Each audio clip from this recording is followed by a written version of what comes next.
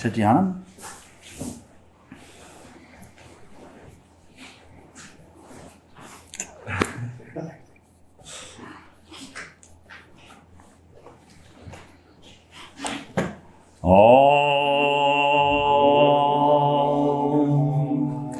O Bhagavad Gita, by which Arjuna was illumined by Lord Krishna himself, and which was composed of 18 chapters within the Mahabharata by the ancient sage Vyasa. O Divine Mother, destroyer of rebirth, who showers the nectar of oneness upon us.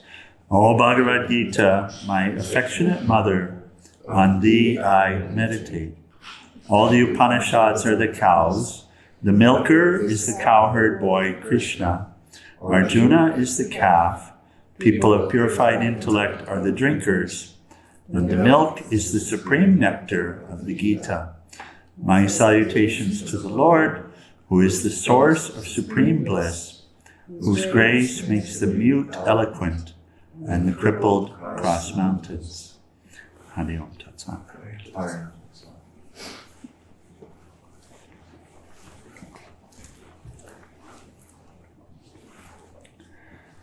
These two shlokas, 26 and 27, taken together, really give us the key to sadhana, the whole key to sadhana.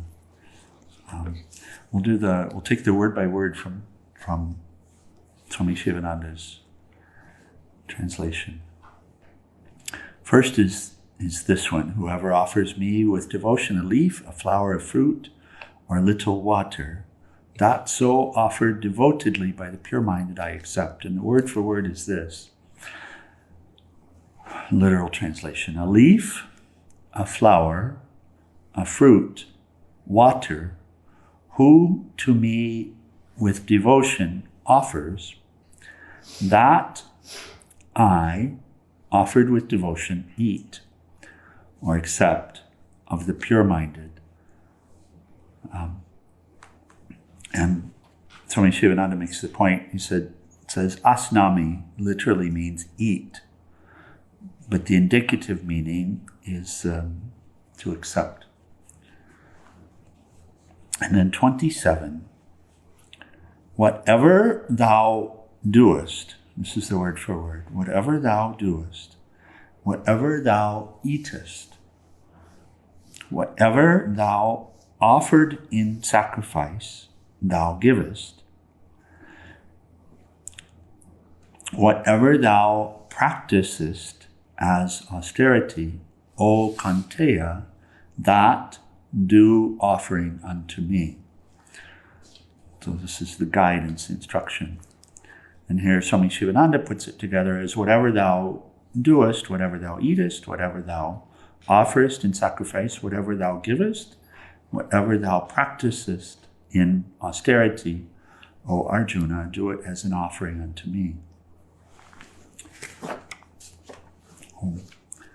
And there's a commentary.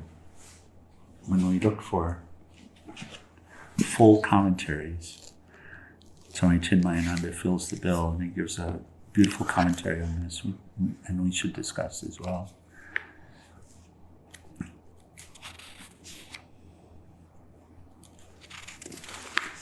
Come here. There we go.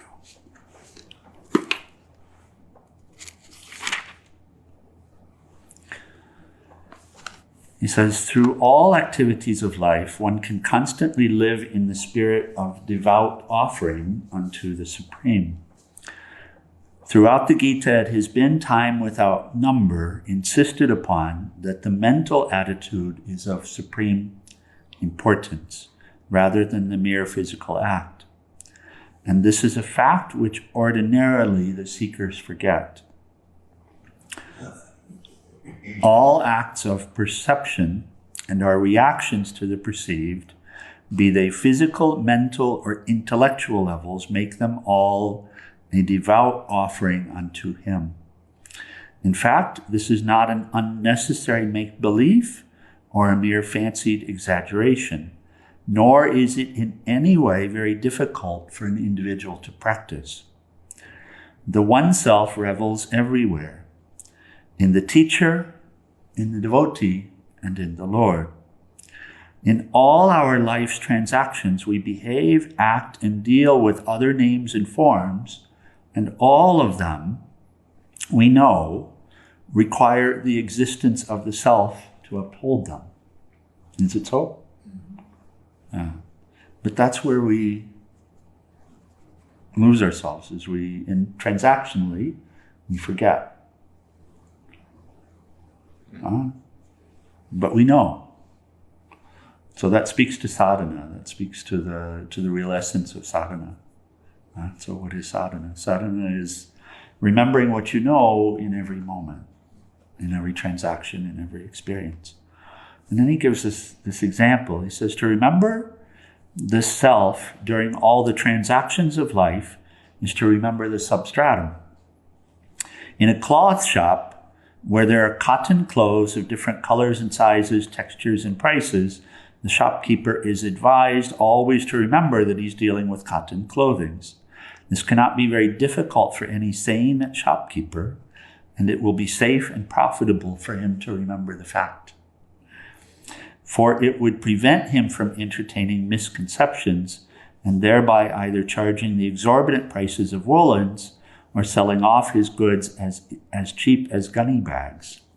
If a goldsmith is asked to remember that he's working on gold, it's only for his own benefit. You see the comparison?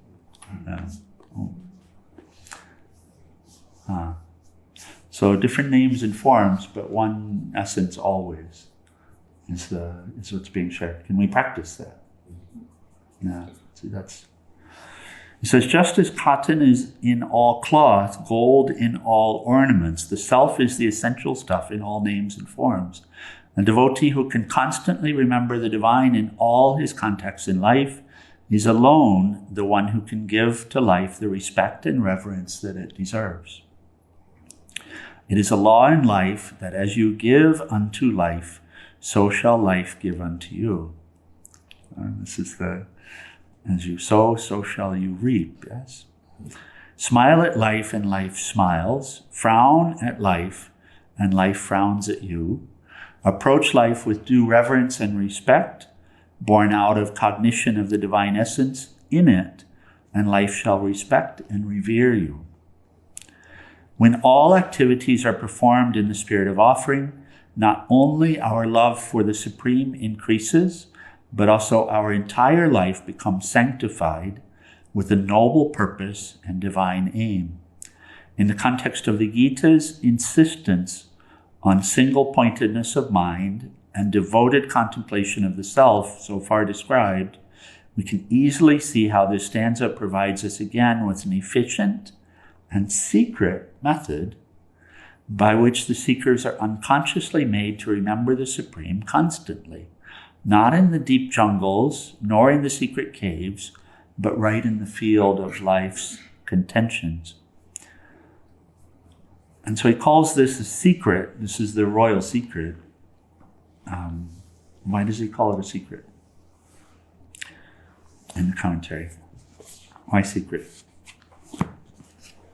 Well, to me, my interpretation, normally the mind, because it has to work with all the names and forms, will forget.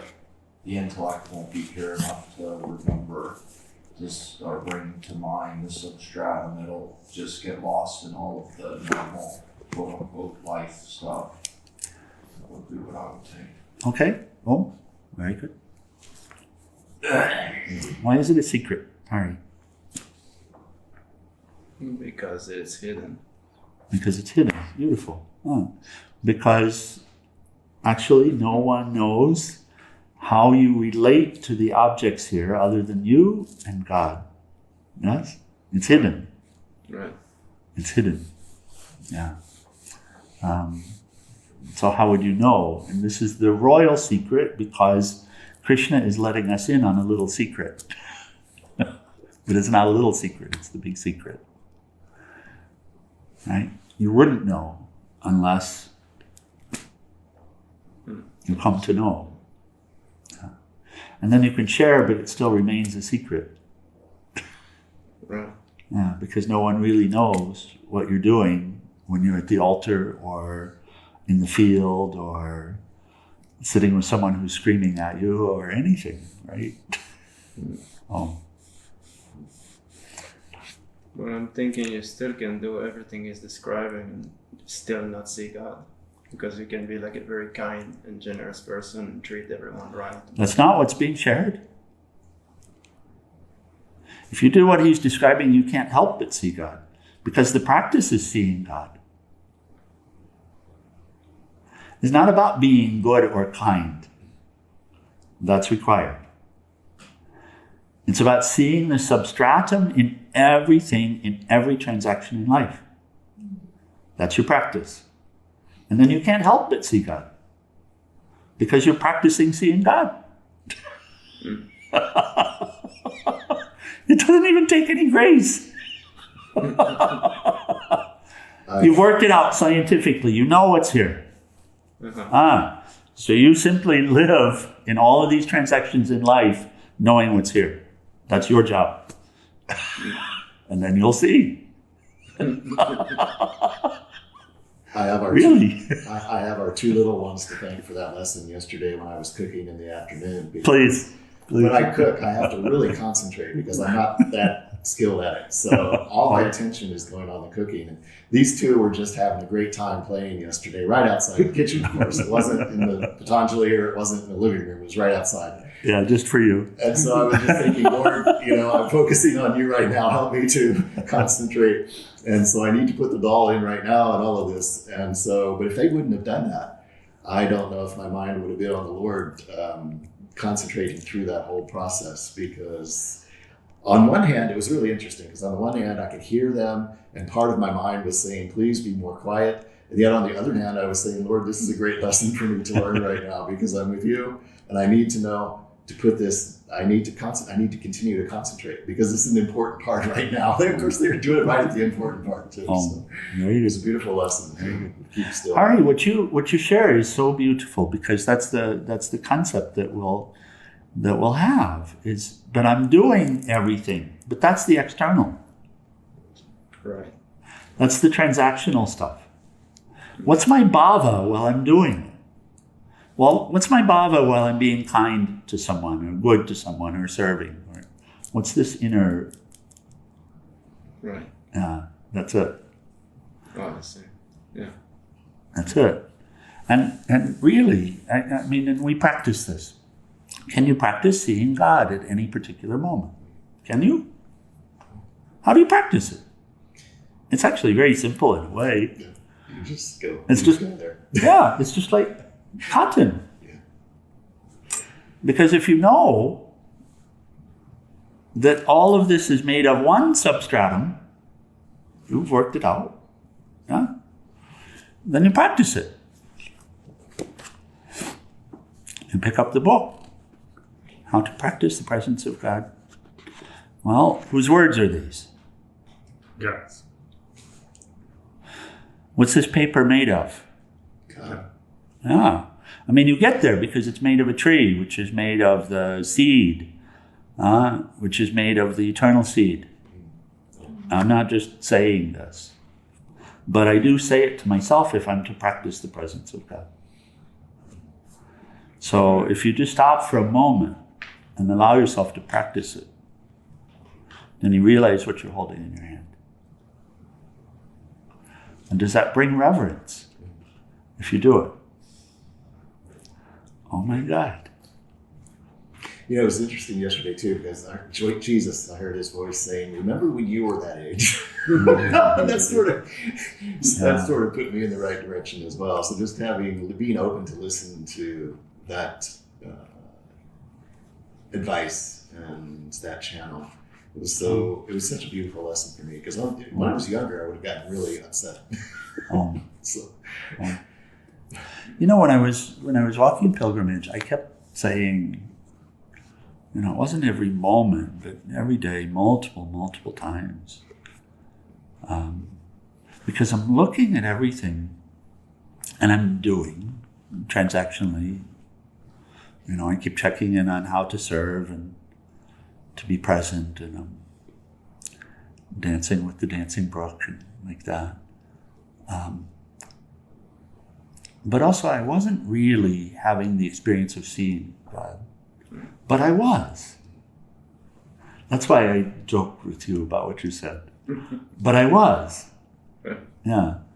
I just wasn't feeling that I was. But it was a constant practice. And so I was.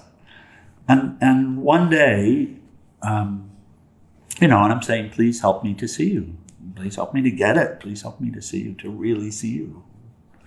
And then one day, walking through the woods, and the experience, I didn't see anything different, but the experience was that these were all fingers of these trees weren't trees anymore.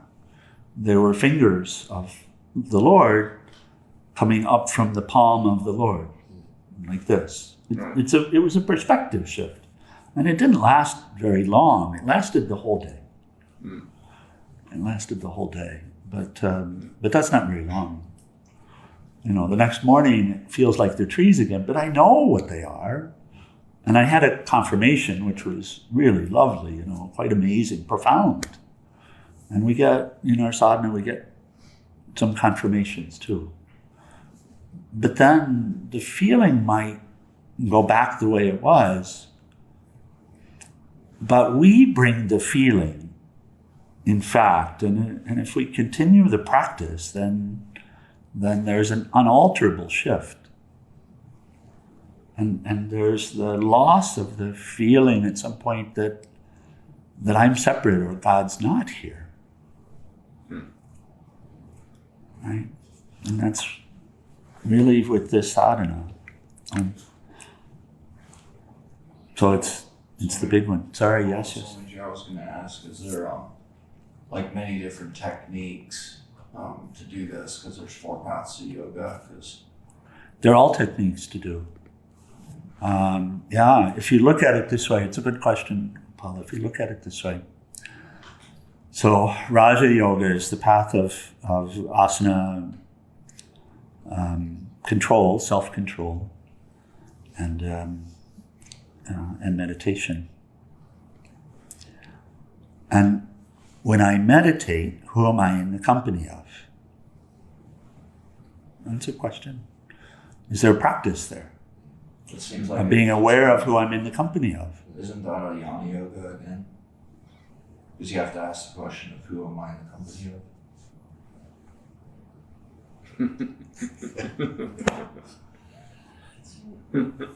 It's just yoga, Gopala. There's only one path. It's just yoga. It's just yoga. It's not. When you meditate, that's a Raja Yoga practice, is it not? I'm giving this to you. Then you consider, what is this meditation? Where am I when I'm meditating? Okay. So analytical meditation. Bhakti meditation. I'm not trying to be Bhakti meditation. Yeah. Or what do you think meditation is? Do you just blank? Okay. It's one-pointed mind, right? Do you think meditation is just seated on a mat? No. Okay.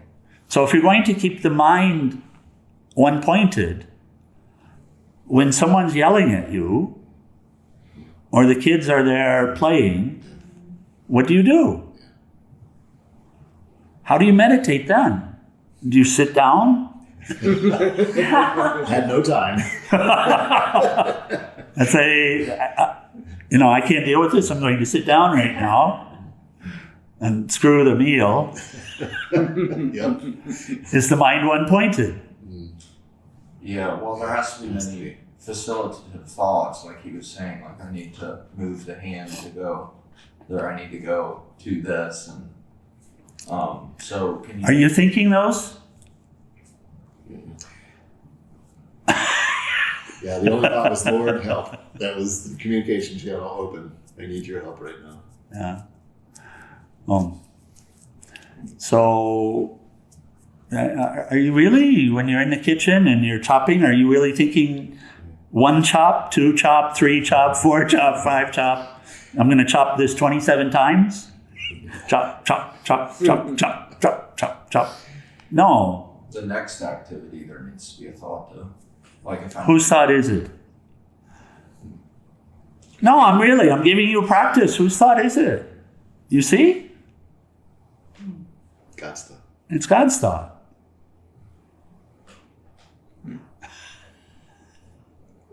God is chopping. Is that a transaction? God is chopping. Who's chopping? Whose hand is this chopping? God's. See, really, it's a practice. Is this a meditation practice? Yes. See, that's what we meant. Meditation practice, we can say, is Raja Yoga. Bhakti Yoga. Bhakti Yoga really is this. It's the bhava of the presence of the Lord. Yes, practicing the presence of the Lord with this loving center, devoting. Karma Yoga. Is Karma Yoga practice of the presence of the Lord? Yes. It wants to be. You want to see who or what you're serving when you're serving, right? So, and Jnana Yoga. So bringing jnana, bringing knowledge, bringing wisdom into whatever you do. Yes, Gopala. That's the only way to be one-pointed in mind. Meditation does not want to be every now and then. Meditation wants to be constant, right? So, and this is what's being described is a practice of meditation. Right. This is how to bring the mind one-pointed. Is that, see? Yeah. Makes sense. This is the practice of Savikalpa Samadhi, the practice that underlies Savikalpa Samadhi. Because if you successfully practice this, if you successfully practice the presence of the Lord in every transaction in life, then it's called Savikalpa Samadhi, one-pointed mind. Think of Brother And Lawrence. Savikalpa Samadhi naturally leads to Nirvikalpa Samadhi. Think of Brother Lawrence, who was a famous, well-known for a Christian monk, and his basic karma yoga duty was every day was being in the kitchen. He has a famous book out now for centuries called "Practicing the Presence of God," and he would just, he would just always, it's amazing, very simple. That's really the art and science of yoga. Yeah. Could we look at the? You know what I'm pointing at. Yeah. This came up when I was talking with our dear friends at Swami in the morning yesterday. I had a call with their board, the Tree Golden Lotus board, and I shared this quote.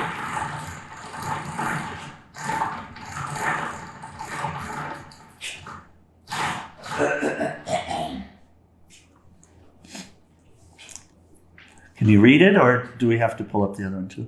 Can you read it? You can read it. The way God, The way to the way to God is through continuous practice of His presence every moment of your existence, and by deep meditation. so that's the path. That's really yoga. We're given these individual paths. We each have an individual path because of the nature of our own psyche. But what's the goal of the practice is to see what's here transactionally in every, and to do it, we have to relate to what's here. And now if you know what's here, you know not in an integrated way, when you say, but I'm doing this, and this. Mm-hmm. Yeah. It's just not integrated yet, that's all, because it's like it's separate. I'm doing this, and this, and yes, I know that there's only the one substratum underlying all of this, and right? But now we put it together. Now I need to know transactionally, because I need never to come away from this, right? I need this knowledge to be completely integrated in every cell, in every aspect. Right. And so that means the practice of it.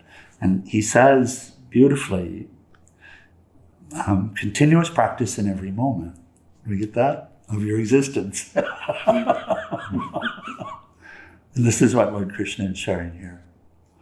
It's continuous practice in every moment of your existence. Continuous practice in every moment. This is really practical too, like in a busy life, because I'm thinking of, when I'm working, and it's totally a different delivery if I remember to pray before I pick up, and then pray. I offer the fruits at the end of the delivery, or even just at the end of the day if it's really, really busy and the mind forgets. Yes. Then just offering like the leaf shloka. Yes. That's a very nice one because it definitely shifts from being anxious about the gas money or thinking about like logistical stuff, which it's easy to get lost in all those types of thoughts. Yeah. It's the most practical. Yeah. It is. Gopala, you go out in a few weeks and you're out for 6 months to a year, something like that, in service in the world. And you carry this with you and practice it. And I know that you do. You redouble your effort to carry it with you and practice it. This is salvation. And seeing God in my mother, even when, quote unquote, my mind will say, oh, she's being really tamasic right now. Yes. Because that thought is so corrosive. Yes. To not see that that's God or the activity of God. It's structured my relationship with her in the past in such a bad way because she, even though she's not quote unquote a yogi, she feels it. Yeah. She feels the judgment and she feels that there's some sort of barrier. And last time it was just even a slight bit of this practice. It was like our relationship was so much different, even with my sister, my brother. Yeah. Just like more of an accepting of this is just God's nature. Yes. And so this is so practical out in the world too. It is. Just being able to have a little bit of this. I mean, it is. This is the practice. Uma Devi's parents left with an understanding about this practice, which is profound. So, and a commitment to practice it, to stay in touch and to practice it. This is the one. And it does change everything because of the fact that we're not separate. Whatever we think about someone or something, it's imbued into the situation. So everything here is a self-fulfilling prophecy in this way because of the magic of what this is. Right? Because of what this is and who you really are. And because we're not really separate, then if we meditate upon a thought, the thought that we're meditating upon becomes the lived reality of that experience. Yeah. And then I find myself sleeping in until 9 a.m. Yes. I'm thinking about her. And I'm thinking all about her being a problem, and it just spirals from there. It does.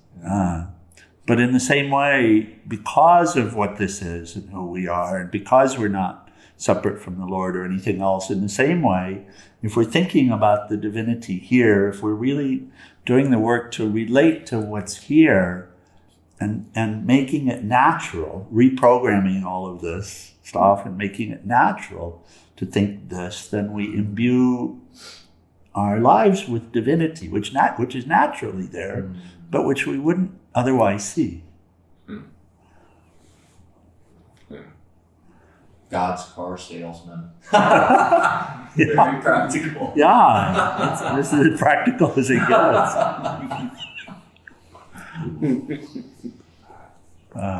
Yes, Gopala. Sometimes people will say, but I'm looking for something practical. And Swami has to say, but this is practical, my dear. This is the most practical. I wanted to say something about what you said early on. Yeah, that's true. Talking about the Bhava when we're serving others.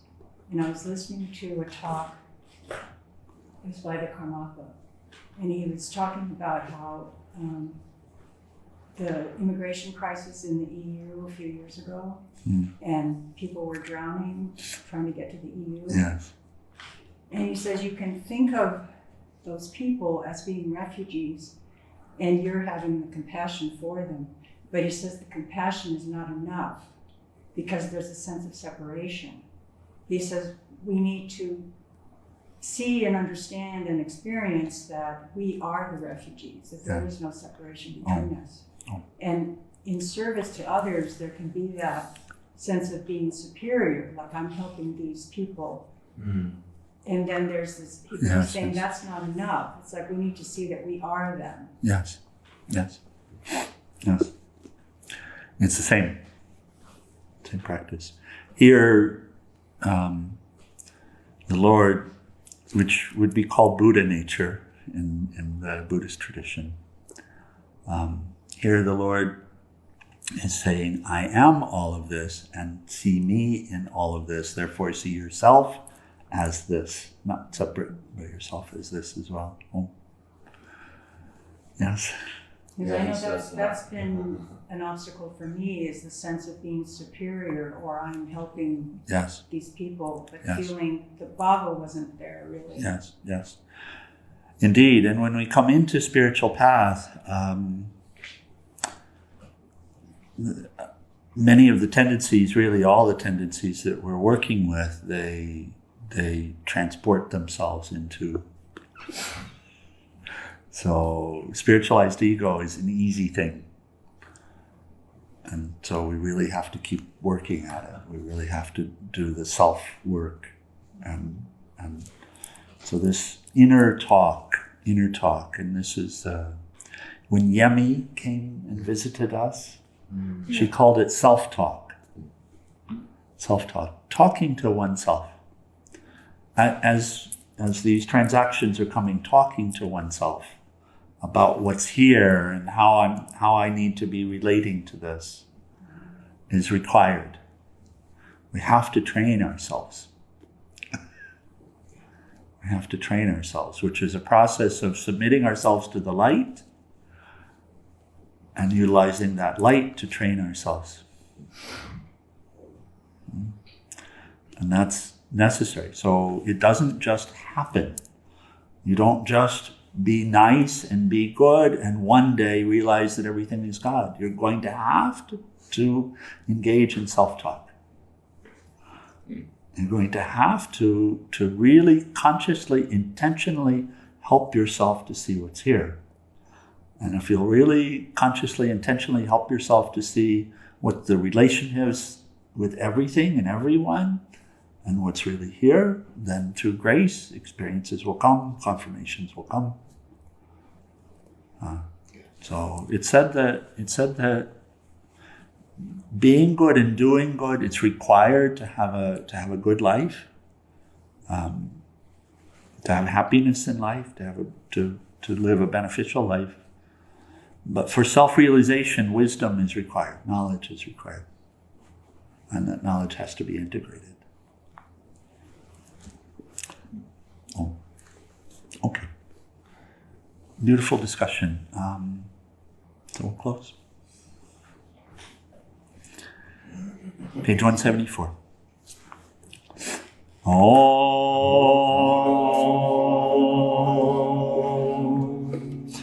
Om Trayambakam Yajamahe Sugandim Pushtivardhanam Orvai Rukameva Bandhanan Mritor Mukshiyamam Mritat Om Trayambakam Yajamahe Sugandim Pushtivardhanam Orvai Rukameva Bandhanan Mritor Mukshiyamam Mritat Om Trayambakam Yajamahe Sugandim Pushtivardhanam Orvai Rukameva Bandhanan Mritor Mukshiyamam Mritat Om Sarvesham Swastir Bhavatu Sarvesham Shantir Bhavatu Sarvesham Purnam Bhavatu Sarvesham Mangalam Bhavatu Sarve Bhavantu Sukhinaha Sarve Shantu Niramaya Sarve Bhadrani Pasyanto Makashi Dukhabhag Bhave Asato Ma Satgamaya Tamaso Ma Jyotirgamaya Mritor Ma Mritam Gamaya Om Purnamida Purnamidam Purnamudachyate Purnasya Purnamadaya Purnameva Vasishyate. Om Shanti Shanti Shanti. O adorable Lord of mercy and love, salutations and prostrations unto thee. Thou art omnipresent, omnipotent, and omniscient.